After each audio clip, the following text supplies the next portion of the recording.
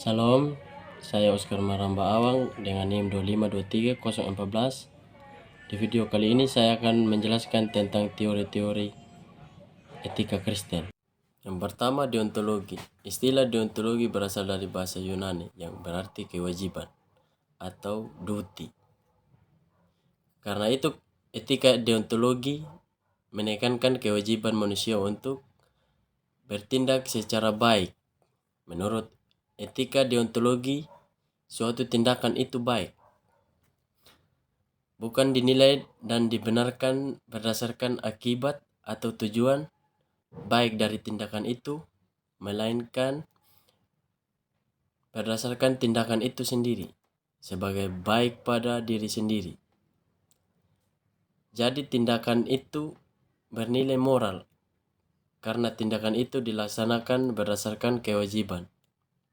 Misalnya, seorang arsiparis demi kewajibannya bersedia untuk mencarikan arsip yang dibutuhkan oleh seseorang. Jadi nilai tindakan itu bukan ditentukan oleh akibat baik yang diperoleh si pelaku. Berdasarkan pandangan demikian, etika deontologi sangat menekankan pentingnya motivasi, kemauan baik dan watak yang kuat dari para pelaku. Terlepas dari akibat yang timbul dari perilaku para pelaku tersebut, dengan ketiga prinsip itulah kan mengajukan dua perintah yang sangat populer dalam etika, yaitu A. Perintah bersyarat atau hypothetical imperatif, dan B.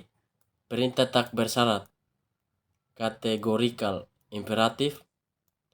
B. Perintah tak bersyarat atau categorical imperatif. Perintah bersyarat adalah perintah yang dilaksanakan bila orang menghendaki akibatnya, atau bila akibat dari tindakan itu merupakan hal yang dikehendaki oleh orang tersebut. Sedangkan perintah tak bersyarat adalah perintah yang dilaksanakan begitu saja tanpa mengharapkan akibatnya. Contoh etika deontologi: jika seseorang diberikan tugas dan melaksanakannya sesuai dengan tugas, maka itu dianggap benar.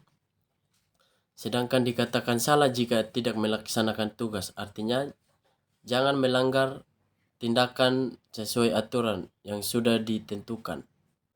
2. Teleologi.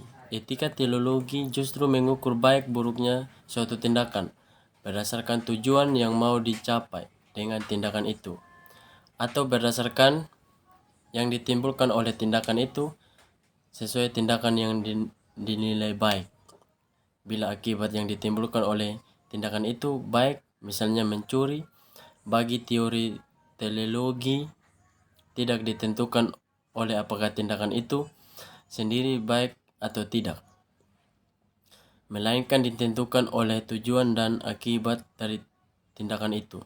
Bila tujuannya baik, maka tindakan itu dinilai baik, seperti seseorang anak mencuri uang untuk membeli obat bagi ibunya yang sakit parah. Akan tetapi, bila tindakan itu tujuannya buruk atau jahat, maka tindakan itu dinilai jahat. Dari segi ini kita dapat menilai bahwa etika teologi cenderung situasional atau etika situasi, karena tujuan dan akibat dari tindakan itu dapat sangat situasional sifatnya, dan karena itu setiap norma dan kewajiban moral tidak dapat berlaku begitu saja dalam setiap situasi. Dua aliran teleologis bagi berbeda, yaitu egoisme dan utilitarianisme. Egoisme. Inti dari pandangan egoisme adalah bahwa tindakan dari setiap orang pada dasarnya bertujuan untuk mengejar kepentingan pribadi dan memajukan dirinya sendiri. Karena itu, satu-satunya tujuan dan juga kewajiban moral setiap pribadi adalah untuk mengejar kepentingannya dan memajukan diri sendiri. Di sini kita dapat membedakan dua macam egoisme. Pertama, egoisme etis dan egoisme psikologis. Egoisme etis dapat didefinisikan sebagai teori bahwa satu-satunya tolak ukur mengenai baik buruknya suatu tindakan seseorang adalah kewajiban untuk mengusahakan kebahagiaan dan kepentingan di atas kebahagiaan dan kepentingan orang lain. Jadi egoisme etis adalah suatu teori yang umum tentang apa yang harus kita lakukan, yaitu apa yang bertujuan untuk memajukan kepentingan pribadi kita masing-masing.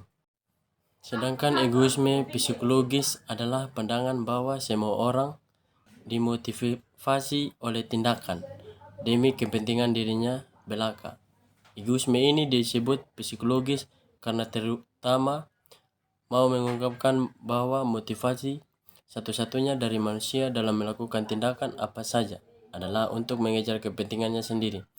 Teori ini berbicara mengenai motivasi manusia dan sekedar menjelaskan tindakan manusia yang dimotivasi oleh keinginan satu-satunya, yaitu mengejar kepentingan sendiri. B. Utilitarianisme ini menjelaskan bila egoisme menilai baik atau buruknya suatu tindakan berdasarkan atau buruknya tujuan dan akibat dari tindakan itu bagi diri sendiri. Maka utilitarianisme menilai baik atau buruknya suatu tindakan berdasarkan tujuan dan akibat dari tindakan itu bagi sebanyak mungkin orang. 3. Teori etika yang berikut. Relativisme etis lebih bersifat moral, menunjukkan kenyataan bahwa norma-norma moral yang berlaku dalam berbagai budaya masyarakat tidak sama atau berbeda satu sama lain. Dasar pemikirannya adalah bahwa karena nilai-nilai budaya atau yang menjadi salah satu sumber bahwa mungkin sumber utama norma-norma moral berbeda antara masyarakat yang kebudayaannya yang satu dengan masyarakat dan kebudayaan lainnya, maka norma-norma moralnya berbeda pula.